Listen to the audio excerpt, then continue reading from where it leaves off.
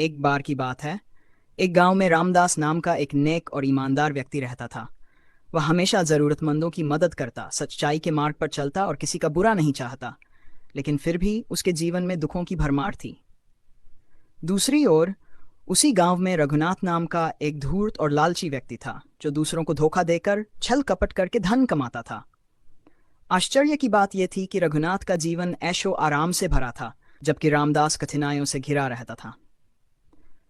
रामदास के मन में यह सवाल बार बार उठता, मैं सारा जीवन अच्छे कर्म करता हूँ, फिर भी मुझे दुख क्यों मिलता है, और रघुनाथ जैसा पापी व्यक्ति सुखी क्यों है। अपनी इस दुविधा को सुलझाने के लिए वह गांव के एक ज्ञानी संत के पास गया और अपनी पीड़ा व्यक्त की। संत मुस्कुराए और बोले, बेटा, मैं तुम्हें इस प्रश्न का उत्तर एक कहानी से दूंगा। संत ने समझाया, एक राजा था जो न्यायप्रिय था, लेकिन उसके राज्य में एक अपराधी था जिसने बहुत सारे पाप किए थे। राजा ने सोचा कि उसे तुरंत कड़ी सजा देनी चाहिए, लेकिन तभी मंत्री ने कहा, महाराज, उसे थोड़ा समय और दे दीजिए, हो सकता है वह अपनी गलतियों को सुधार ले। राजा ने मान लिया और अपराधी को कुछ समय और दिया। दूसरी ओर एक सैनिक था जिसने हमेशा ईमानदारी से राजधर्म निभाया। एक दिन युद्ध में वह घायल हो गया और उसकी मृत्यु हो गई। लोग सोचने लगे कि जिसने जीवन भर सेवा की उसे मृत्यु मिली, और जो अपराधी था उसे समय मिल गया।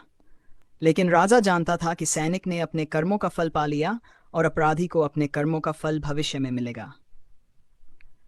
संत ने आगे कहा, रामदास, यह संसार एक कर्म भूमि है। तुम्हारे पिछले जन्मों के कर्म भी तुम्हारे वर्तमान जीवन को प्रभावित करते हैं। अच्छे लोगों को कभी कभी अपने पिछले जन्म के कर्मों का फल भुगतना पड़ता है, जबकि बुरे लोग अपने अच्छे कर्मों का बचा हुआ फल भोग रहे होते हैं। लेकिन न्याय का चक्र कभी रुकता नहीं। जब समय आएगा तो पापी को भी अपने कर्मों का दंड मिलेगा और सच्चे व्यक्ति को उसका उचित फल मिलेगा।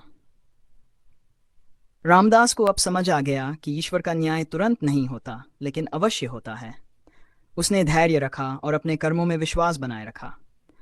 समय बीता, रघुनाथ के पाप बढ़ते गए और अंत में उसे एक बड़ी विपत्ति ने घेर लिया। दूसरी ओर रामदास की ईमानदारी और अच्छाई ने उसे सम्मान और समृद्धि दिलाई। सीख, कर्मों का फल अवश्य मिलता है, कभी जल्दी कभी देर से, लेकिन न्याय का चक्र अवश्य घूमता है।